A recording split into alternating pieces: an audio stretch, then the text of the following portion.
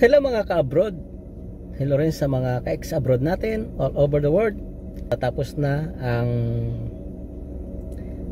taong ito. So bago pa mag-expire, ang dapat mag-expire, gagamitin na natin ang ating mga huling powers dito sa UAE. Ito na yung magiging last na gamit natin sa ating health insurance bago mag-expire. I-maximize na natin. Pupunta na tayo ng hospital, papacheck up tayo, full blood diagnosis, at lahat na kailangang i-diagnose, lahat na kailangang laboratories gagawin na natin, papagawa na natin, i-request na natin sa doktor, i-request natin sa hospital, at para lahat ng gamot ay maireseta sa atin kung kinakailangan, dahil napakalaking halaga po ng nababawas natin sa tuwing gagamitin natin yung ating health card kumpara sa bibili ka ng mga gamot o walang health card o wala kang health insurance. So tara, let's pupunta tayo sa Al Raha Medical Clinic dahil nandun yung ating paboritong GP o General Practitioner, si Dr. Mariluz.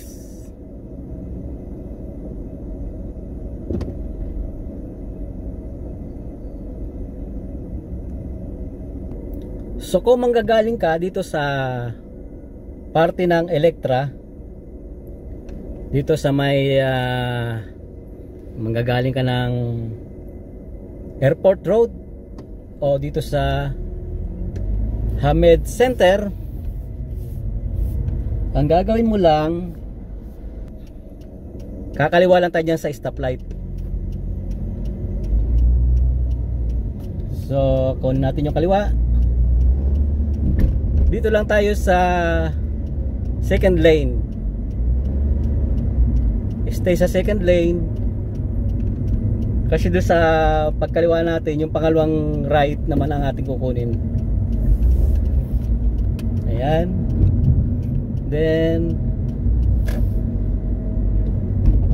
first right, wag po dyan. Yung second right ang ating kukunin. Another right. At voila, andito na tayo sa Al Raha Medical Clinic.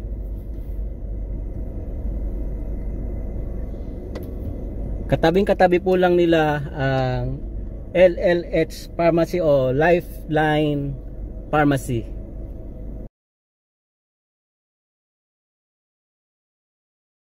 Hi sir, ano pong kunin niyo sir? Regular lang. Wala naman pong other pong. Wala naman.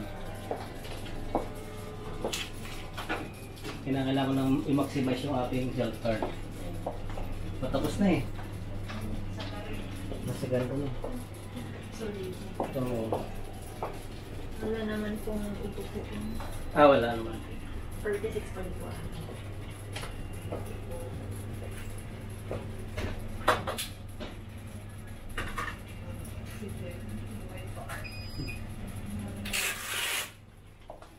Normal, di ba? Sir, is it possible if you would stand here? Just to check for me. Stand straight, sir. Nakapon, 70.7. Tumaba na ako ng tumaba.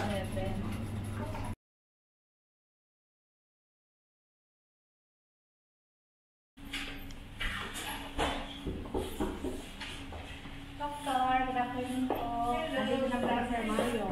Hello po, Doktor. Magandang araw po. Kumusta sa? Mabuti naman po. Kumusta pakiramdam? So far, okay naman po. Wala Wala kang namang sakit sa problem, wala. dibdib, hindi tumataas ang blood pressure. Normal naman po. Okay. Reviewin natin yung ano mo ha, yung last nating, balikan natin yung ano mo, lab test last time. Para makita natin ulit. Walang ibang complaint. Wala naman. Wala naman. Standard ano lang tayo ngayon, refill. Bali, ano nun po, bago ako umuwi ng Pilipinas mas sure na Okay na. okay po. Kasi mga ka-abroad, alam niyo naman na yung kwento ko, so si Dr. Marilos, siya yung aking pinagkakatiwalaan tungkol sa ating health. So, bago ako umuwi ng Pilipinas, bago tayong pakipangita dyan dumaan muna ako kay doktor Para huling check-up. Yeah. Pero mula nung na-angioplastic ka, wala kang nararamdaman. Wala naman po, wala naman. Okay Walang naman. hilo, walang sakit ng dibdib. Wala naman po. Walang kabog ng dibdib. Wala. Wala. So far so good naman po. Tapos yung last test natin, nung last time na pumunta ka nitong November, no? Mm-hmm. So, maganda naman ang CBC mo, maganda yung sa liver. Yung creatinine natin, 1 point lang ang itinaas. So, hindi siya masyadong kasi nga, dahil nung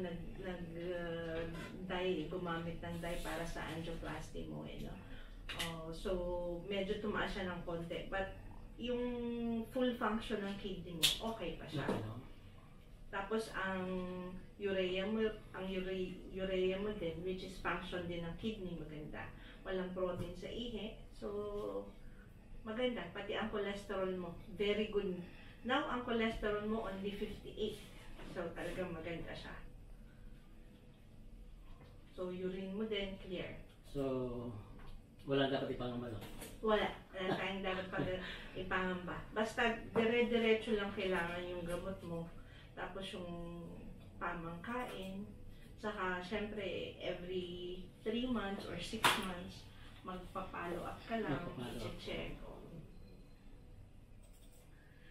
Bigay kita ng yung prescription mo para for the next month.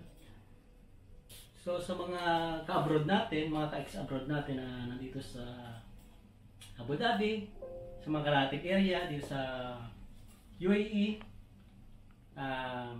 kung may mga problema po kayo sa health nyo, tawagan nyo lang, puntahan nyo. Welcome Si po kayo Dr. lahat. Marilos. Al-Raha Medical Center. Sa Al-Raha Medical Center. Ayan. Matatagpuan nyo dito lang sa Abu Dhabi, sa likod ng Lifeline Hospital. Kahanay ng Lifeline Hospital, sa likod ng Moro Road. Oo. So, doktora, yung tulad niya, marami ako iniinom. Ako mayroon akong flu. Pwede ba ako mag-self-medicate? Bibili ako ng BioFlu, okay lang? Yung mga ordinary paracetamol, BioFlu, pang buksipon, pwede naman. Pero, yung ibang mga gamot, mga antibiotic, yung mga ganun, saka pag ang mga ubo mo, saka mga sipon, more than 3 days, tapos naglalagnat ka, kailangan ko pa magpa-check para sure. Huwag kang basta iinom ng mga kahit na mga herbal medication na hindi ka na-check ng doktor. Kasi yung mga supplements, hindi nababagay sa'yo kasi marami kang gamot eh. Minsan kasi yung ibang herbal, may epekto yan dun sa gamot na mismong iniinom mo. Kaya kailangan, sigurado. Pero kung ordinary paracetamol, wala naman tayong problem sa liver.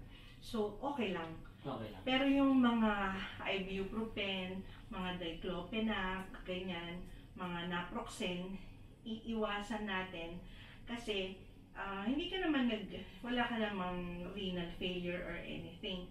Kaso lang tumaas kasi ng 1 point yung value ng creatinine mo kasi nga gumamit ng dye para sa pag-angiography mo at saka sa angioplasty.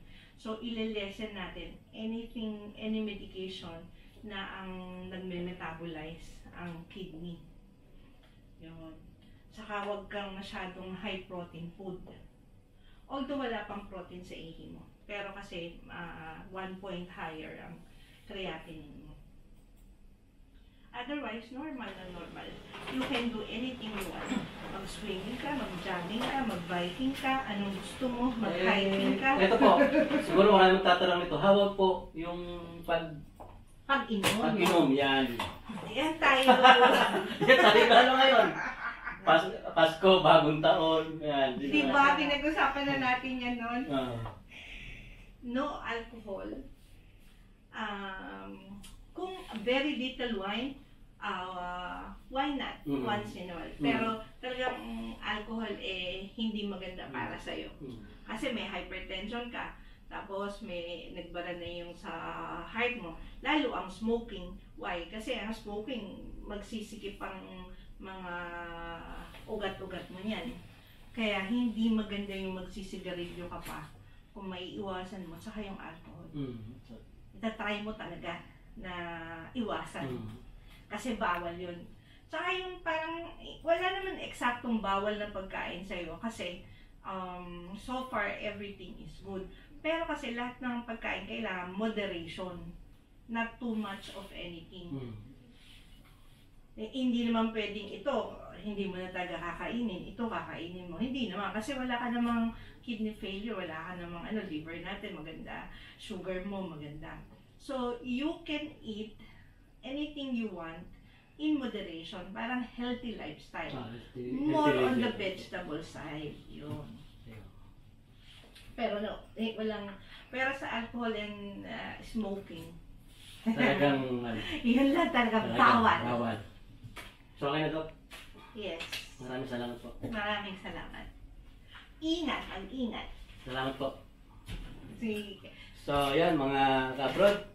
So, okay na. Para kang may second life. Para second kang na-overhaul na makina. Ayun. Kaya mo nang gawin kahit ano. Gusto mong mag-hiking, gusto mong mag-boating, mag-bike, mag-swimming, jogging. Bahala ka. Pwede. Healthy yun. Healthy lifestyle.